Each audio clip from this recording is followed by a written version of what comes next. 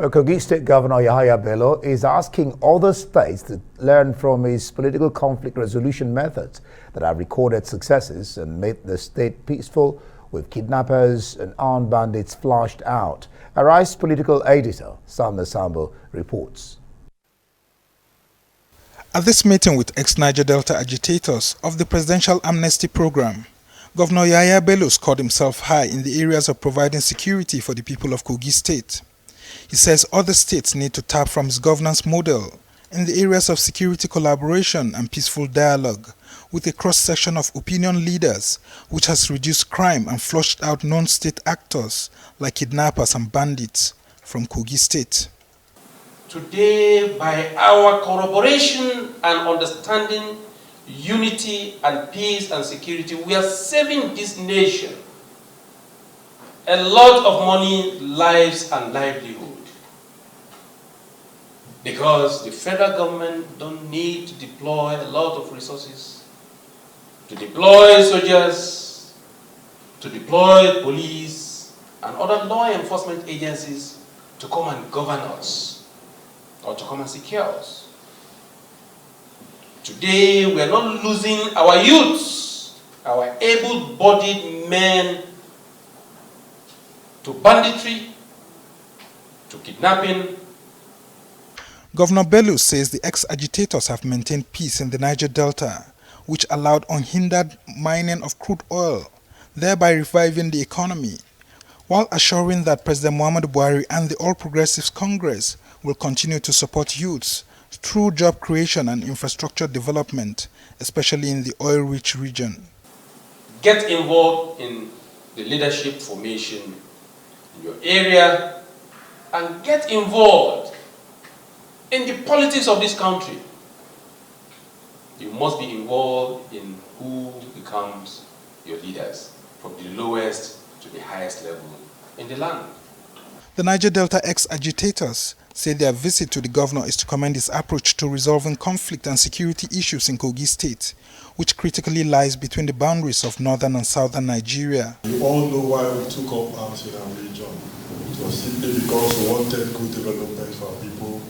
And for you to get good development, you must agitate. You must ask for your rights. You ask for our rights, and thank God the government has listened to us. Like I was saying some few hours ago, I said, whenever I see His Excellency, I see the spirit of late President Umaru Musaya in him. Because I feel he's a man that could be able to bring down those policies that the late President wanted to do for the region. These are men that have struggled so hard to liberate the Niger Delta region, just like what you are doing in Kogi State. You've really liberated us from so many things that have eluded us in Kogi State. But today, we are revived. They also pledged their support for Governor Yahaya Bello's ambition to contest the 2023 presidential polls whenever he declares his ambition. SUMNER SAMBO, Arise News. All right, we're joined now by our political editor, SUMNER SAMBO, who has a lot to say about all of these developments on the political arena. Let's begin. Thank you so much for joining us. Thank you so much. Yahaya Bello seems to be gaining a lot of traction. I mean, yeah, he's attracting a lot of young people who see in him, you know, first of all, the ability to be able to stand and say, yes, I want to contest in the midst of several persons who are octogenarians, non-Nigerians, and all of that we've always had in our polity. And so he's canvassing, you know, support, even though he hasn't declared formally from every part of the country. While some have criticized him of actually using the resources of Kogi State to further his ambition, others have actually seen him coming out as a savior. For example, we haven't had a presidential candidate from the North Central in a long period of time since we returned to democracy. So some people are hoping that he would actually emerge as a presidential candidate of the APC, so as to balance that, because in the middle belt, politically, we haven't had someone. We've had during the military regime, but we've not had since the return to democracy. So they see him as a balance. So if they not, he has age, yeah, you know, Kogi State is in the middle of the country. So they are saying that if the North and South are having problems, then they should resolve and end in Kogi State, which is at the middle of the country. Within his rights to do so.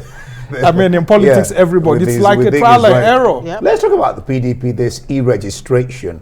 How is that going to change the political game, either for the PDP or maybe in relation to the APC, the e-registration format that Obaseki was talking about there? Yeah, the e-registration is a welcome development, considering that we had expected the All Progressives Congress to actually start this. Remember in 2014 when they had started registration, they had a database that eventually was attacked by the DSS and all of that. We had thought that they would continue digitizing all their records and all of that, but we were surprised when the APC came. They were doing manual revalidation exercise, and a lot of people were taken aback. This is the ruling party. Why resorting to manual registration and revalidation? But here we are having the opposition party saying that they want to digitize all their records. They want to have an e-registration platform where people who want to join the party will go there and access it. I'm encouraging other political parties to do the same, because even the election body, INEC, is migrating to e-voting. Yeah. Once the Electoral Act Amendment Bill is passed and then electronic voting is allowed, the country will move ahead. So there's no need, doing this manual registration like we saw with APC. I mean, APC was criticized by a lot of persons that they were taking the country back. And, when you have this records, yes, when you have these records, protecting the records is always a very difficult thing. So it would be good if the major political parties key into the desires of Nigerians to move things electronically, electronic voting, electronic announcement of results, electronic transmission of results, and all of that. Yeah, makes it even easier. Yeah, I mean, let's Kimbasa. Yeah, I mean, with all these digital records we have in our phone directories and all of that we have the database of Nigerians through the NCC being tabulated and all of that. Why should we be going back to manual system? Well, so it's a very good development as long as the process is also non-manipulated. Remember in the US elections, there were fears of hackers coming in. And if these processes are not well guarded with good security provided, I mean, it could be manipulated. And because if you have the Russian hackers coming in, I mean, how would the party be able to explain that to its members? Especially during the national convention, special national convention, where they will be having their primaries to actually elect the presidential candidate. That's a great point you so raised. If it's hacked, then it could be a very big problem to explain to their members that the person who emerged as a candidate was not the real person that they voted for. Would be a difficult Thank you so much for bringing that up. All right, just stay with us here on Arise News. Thank you, by the way, Sambo.